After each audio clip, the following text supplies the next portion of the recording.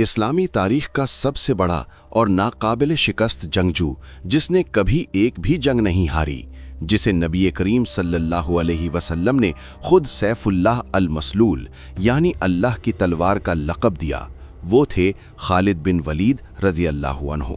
ان کی زندگی کی شروعات ہوئی تقریباً 585 سے 592 سی ای کے درمیان، یعنی ہجرت سے قریباً 27 سے 35 سال پہلے۔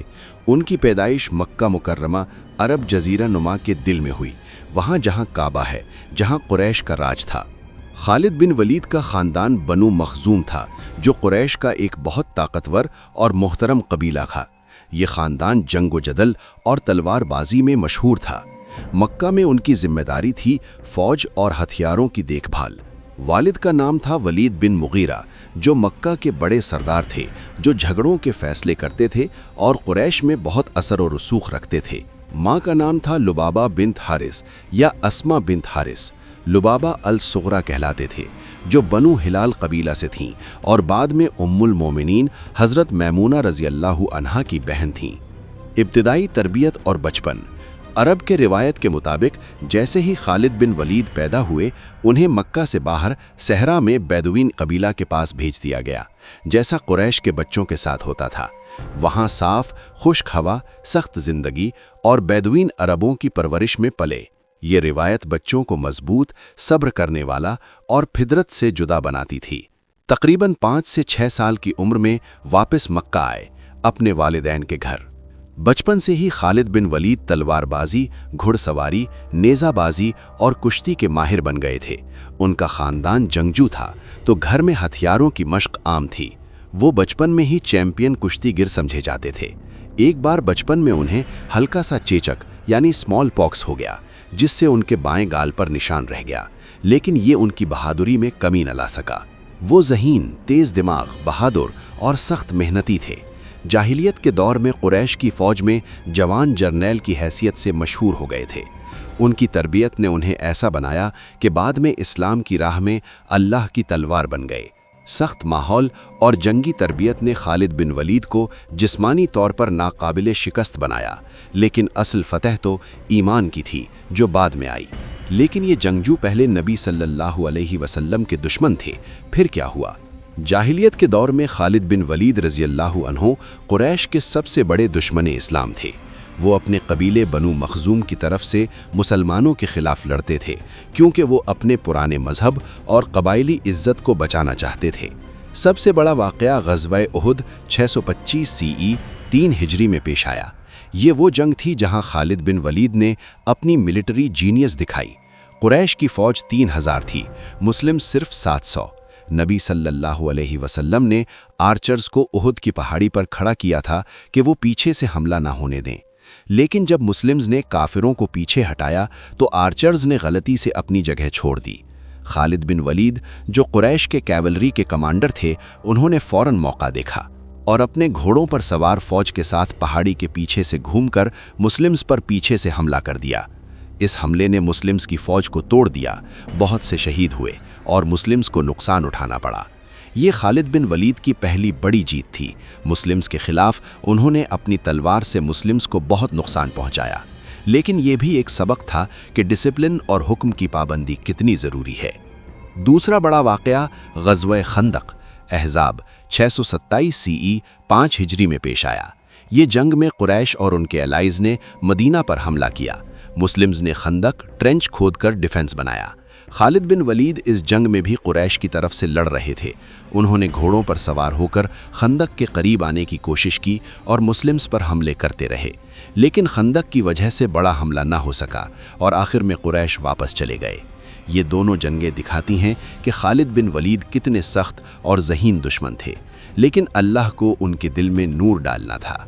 ان کے اسلام قبول کرنے کا واقعہ 629 سی ای 8 ہجری میں۔ صلح حدیبیہ کے بعد خالد بن ولید کے دل میں اسلام کے بارے میں سوالات اٹھنے لگے۔ ان کے بڑے بھائی ولید بن ولید پہلے ہی مسلم ہو چکے تھے، اور انہوں نے خالد بن ولید کو خط لکھے کہ نبی صلی اللہ علیہ وسلم نے تمہارے بارے میں فرمایا ہے کہ تم جیسا شخص اسلام سے دور نہیں رہ سکتا۔ اپنی ذہنت کو اسلام کے لیے استعمال کرو۔ خالد بن ولید کو ایک خواب آیا۔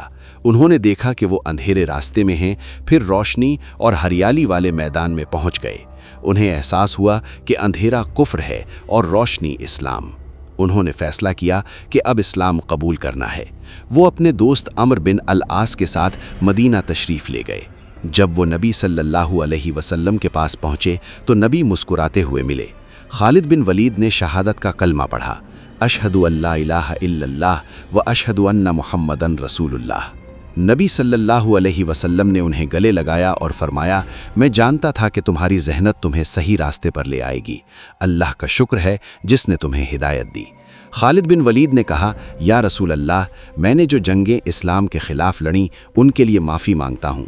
نبی صلی اللہ علیہ وسلم نے فرمایا، اسلام قبول کرنے سے پہلے کے سارے گناہ معاف ہو جاتے ہیں۔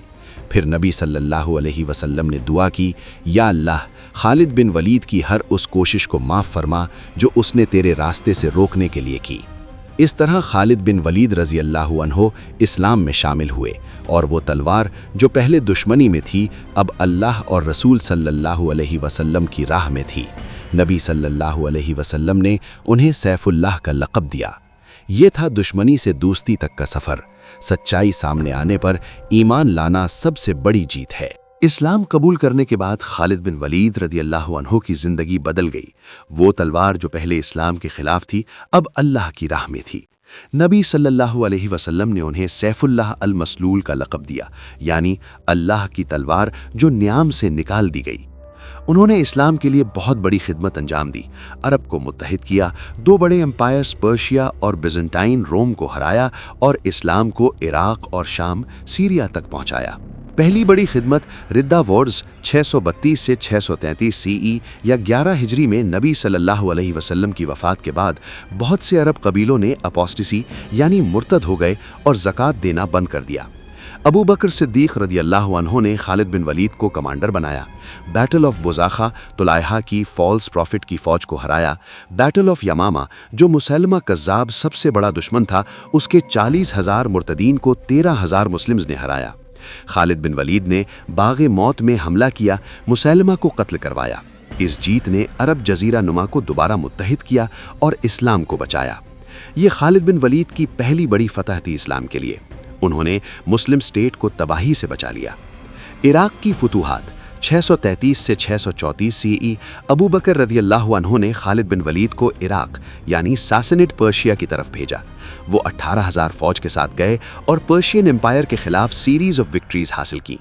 بیٹل آف چینز، دات السلاسل اور بیٹل آف ریور پہلی اہم جیتیں تھیں۔ بیٹل آف ولاجہ ہسٹری کی پہلی ڈبل انویلپمنٹ ٹیکٹک، دشمن کو دونوں طرف سے گھیر لیا، 15,000 پرشینز کو 8,000 مسلمز نے ہرا دیا۔ Battle of Ullais, river of blood, بہت سخت جنگ، پرشینز کو بری طرح ہرایا۔ Capture of Hira, Persian capital کے قریب شہر فتح کیا۔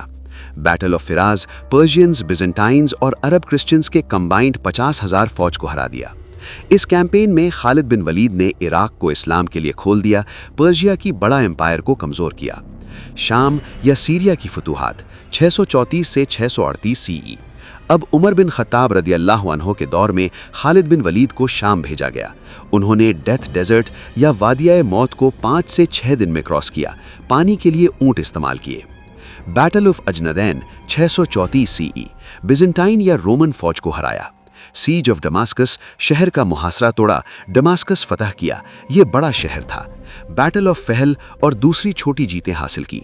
بیٹل آف یرموک 636 CE 15 یا 20 اگست کو، یہ خالد بن ولید کی سب سے مشہور اور بڑی جیت تھی، ہیومن ہسٹری کی ڈیسائسو بیٹلز میں سے ایک۔ مسلمز 36,000 سے 40,000 تھے۔ بیزنٹائن یعنی رومن ایمپرر ہیراکلیس کا بڑا لشکر 1 لاکھ سے 2 لاکھ تھے، جس میں آرمینینز، غسانی عرب، فرینکس وغیرہ تھے۔ مشہور 6 دن کی جنگ، خالد بن ولید نے فوج کو 36 یونٹس میں ڈیوائیڈ کیا، کیولری ریزرو رکھا، پہلے 5 دن ڈیفنس کیا اور جھوٹی ریٹریٹ کی، یعنی دشمن کو لالچ دیا۔ مسلم عورتیں ہند بنت عتبہ وغیرہ نے بھاگتے سپاہیوں کو شرم دلائی، آگے بڑھو ورنہ ہم تمہیں چھوڑ دیں گے۔ 6ویں دن 8,000 کیولری کا فل اٹیک ہوا، رومن کے دونوں فلینکس گھیر لیے گئے، برج پر قبضہ کیا گیا تاکہ رومنز بھاگ نہ سکیں۔ रोमन फौज वादियों में गिरकर हलाक हुई। 70,000 से 1 लाख रोमन मारे गए। इसका नतीजा ये हुआ कि शाम, फलस्तीन, जॉर्डन सब फतह हो गए। नबी सल्लल्लाहु अलैहि वसल्लम की वफात के सिर्फ 4 साल बाद बिजेंटाइन एम्पायर का बड़ा हिस्सा इस्लाम के हाथ आया। बाद में हम्मा, हलब, एलेपो, क़िन्नसरीन वगैरह भी फतह किया। हज़रत उमर रदी अल्लाहु अन्हो ने 638 में उन्हें कमांडर के ओहदे से हटा दिया क्योंकि लोगों में बहुत शोहरत थी, लेकिन खालिद बिन वलीद ने बिना शिकवे के कबूल किया। उन्होंने कहा, मैं उमर के लिए नहीं बल्कि उमर के रब के लिए लड़ता हूँ। आखिरी सबक, खालिद बिन वलीद की खदमत से इस्लाम बहुत बढ़ता गया और ईमान, हिकमत और स्ट्रैटेजी से बड़े एम्पायर्स फतह किए। यूँ जंगें सिर्फ नंबर नहीं हैं बल्कि अल्लाह की मदद और तैयारी से जीतते थे। खालिद बिन वलीद रदी अल्लाह अन्हु की ज़िंदगी से हमें सीखना चाहिए कि ईमान और मेहनत से कुछ भी मुमकिन है। अल्लाह हमें भी उन जैसा मुजाहिद बनाए। आमीन। अगर आपको वीडियो अच्छी लगी हो तो लाइक करें और चैनल को सब्सक्राइब करें और बेल आइकन दबाना ना भूलें।